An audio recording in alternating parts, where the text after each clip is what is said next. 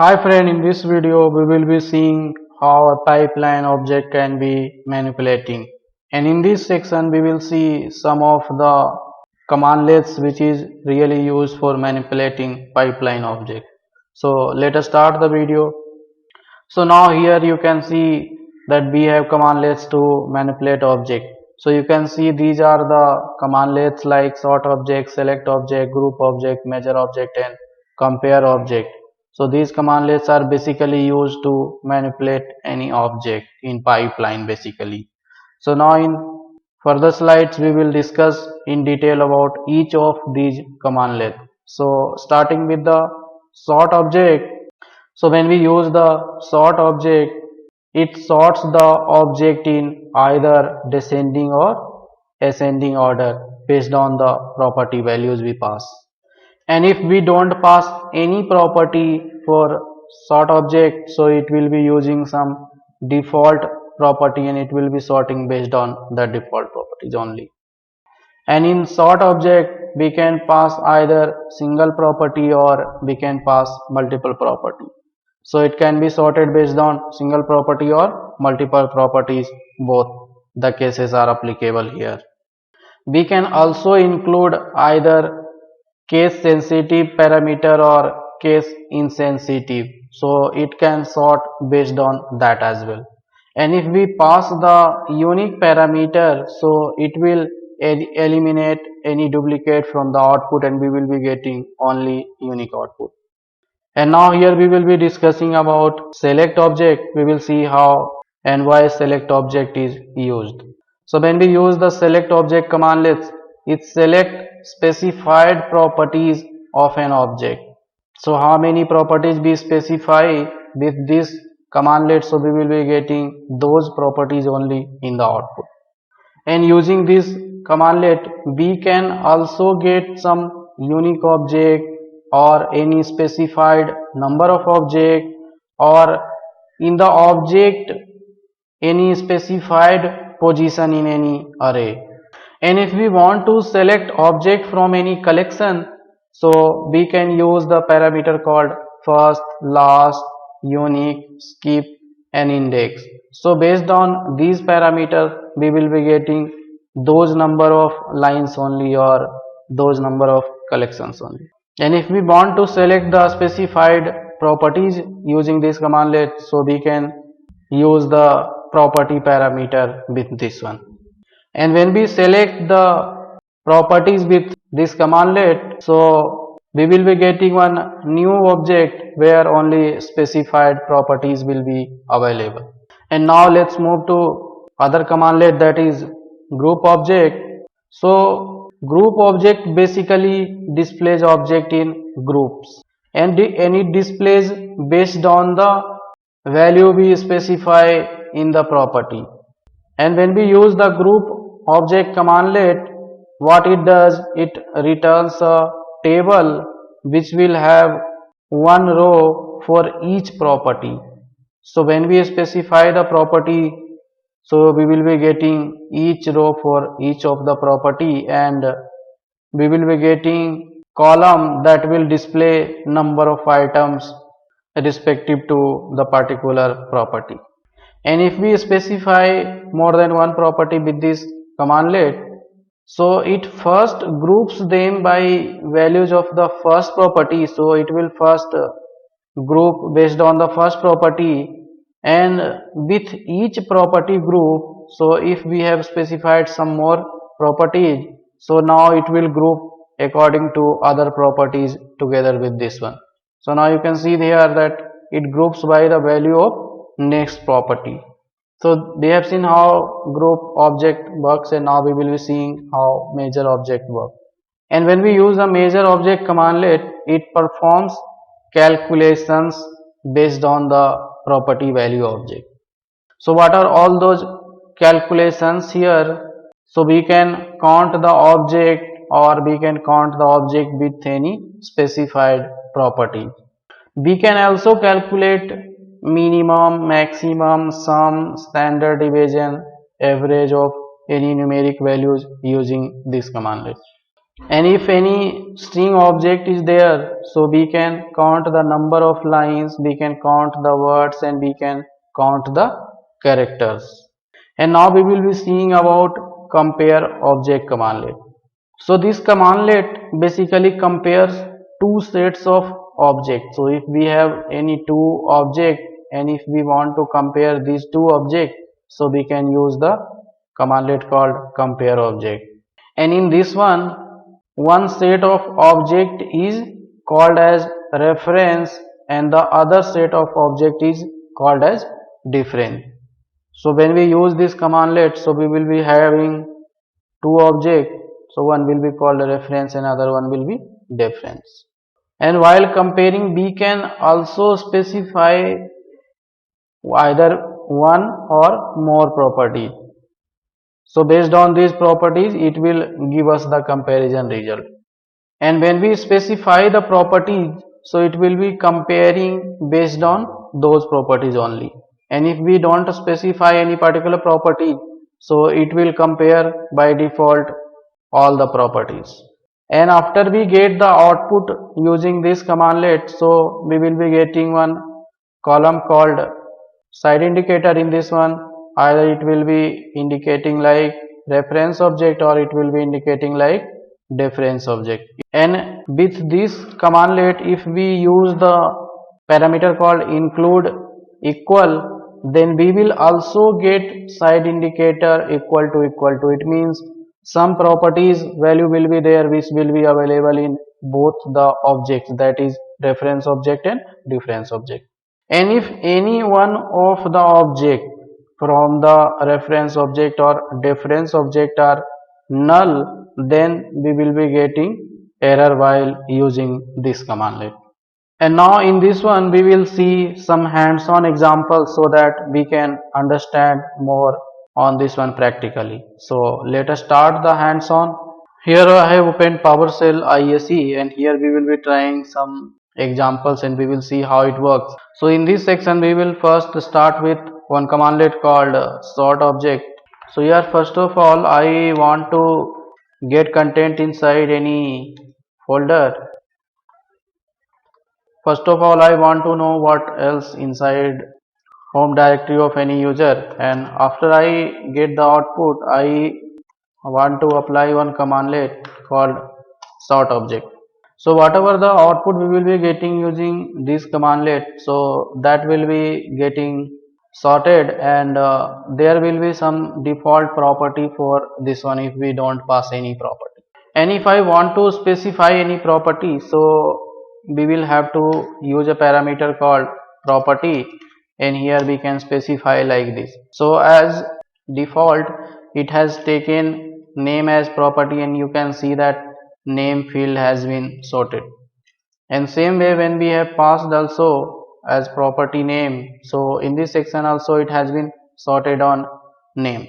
And now by default we are getting output in ascending order, but if I want to get the output in descending order, so we will have to use one parameter called descending. So now you can see that after I have included this parameter in this commandlet, so we have got the output in descending order. So this is how we can use the sort object commandlet for sorting any output.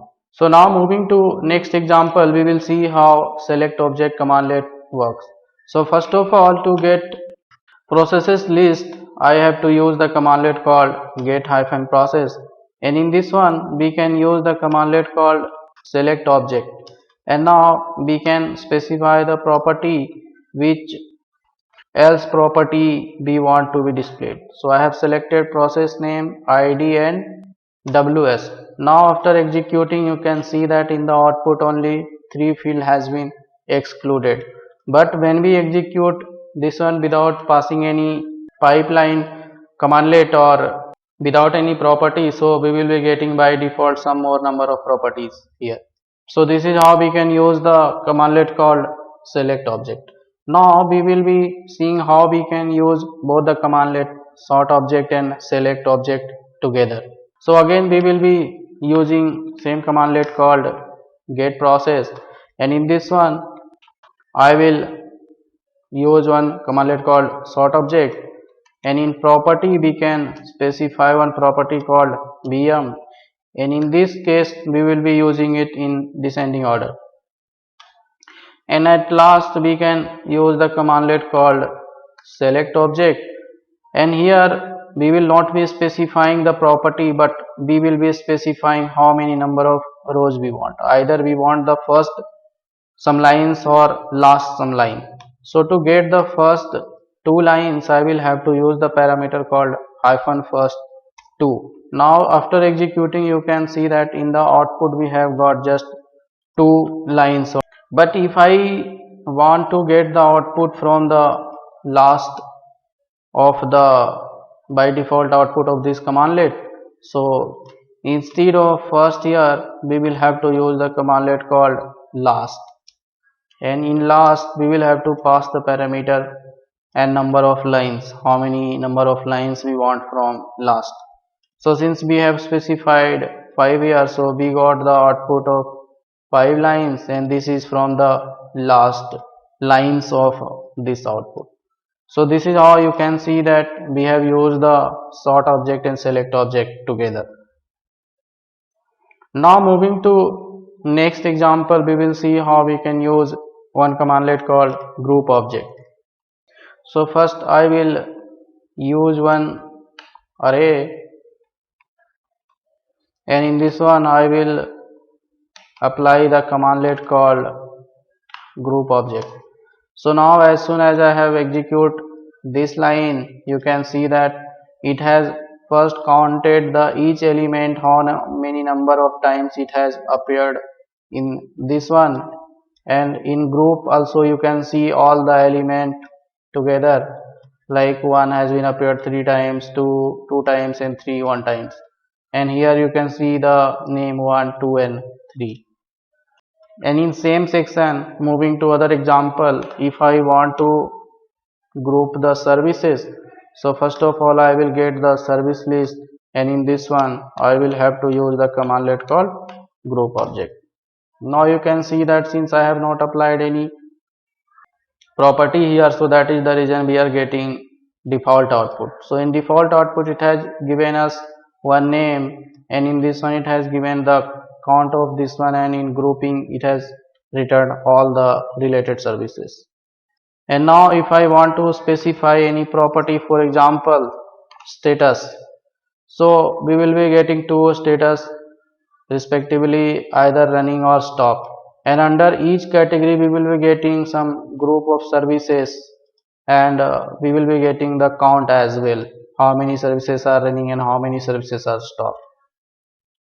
And moving further in same example, if I want to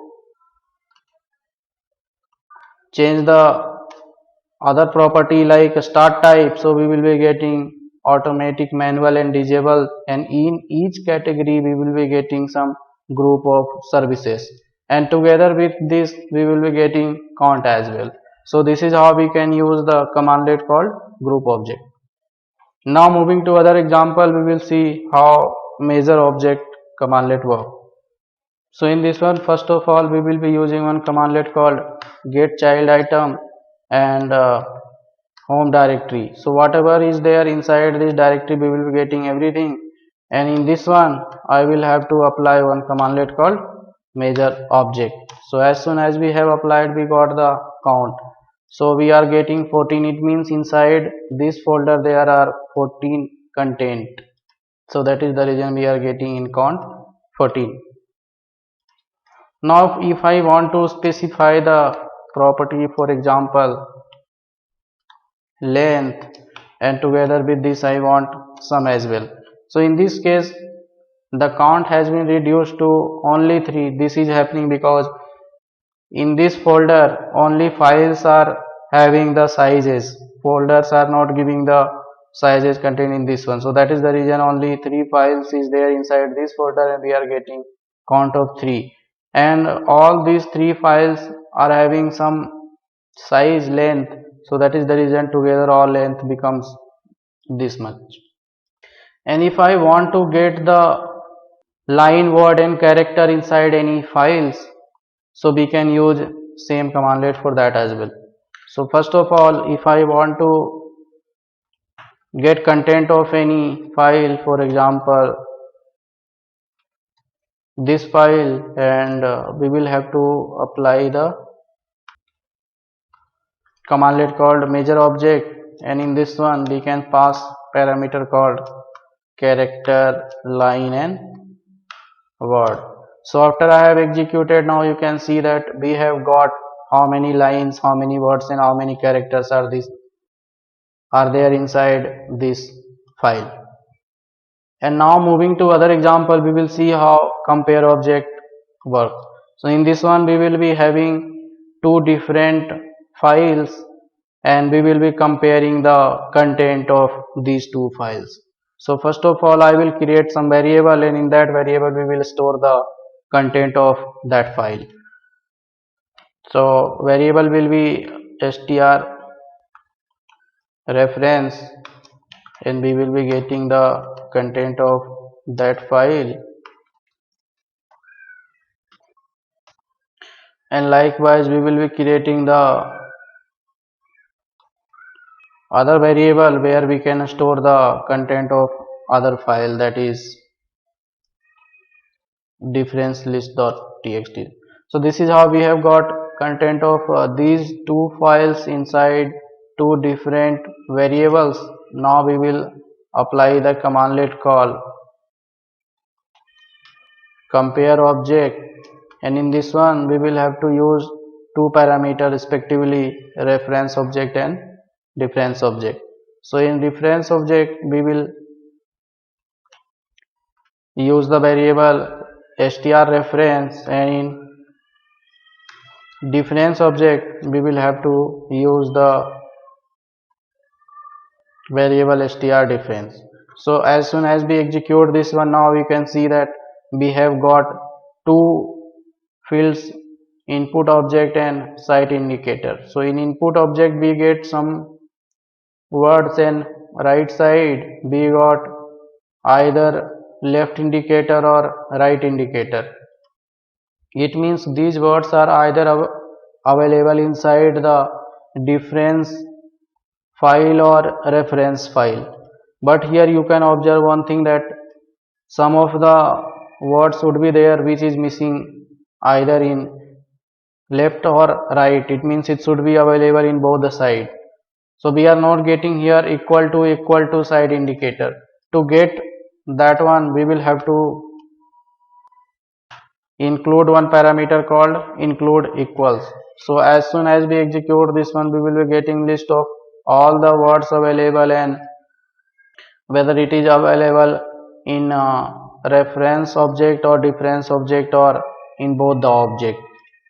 So this is how we have seen some examples to understand more practically on this one.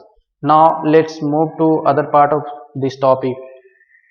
This is how we have come to end of this topic, and to summarize this one, we have seen various explanation about sort object, select object, group object, measure object and compare object, and we have also tried some examples so that we can get some more hands-on experience on this one.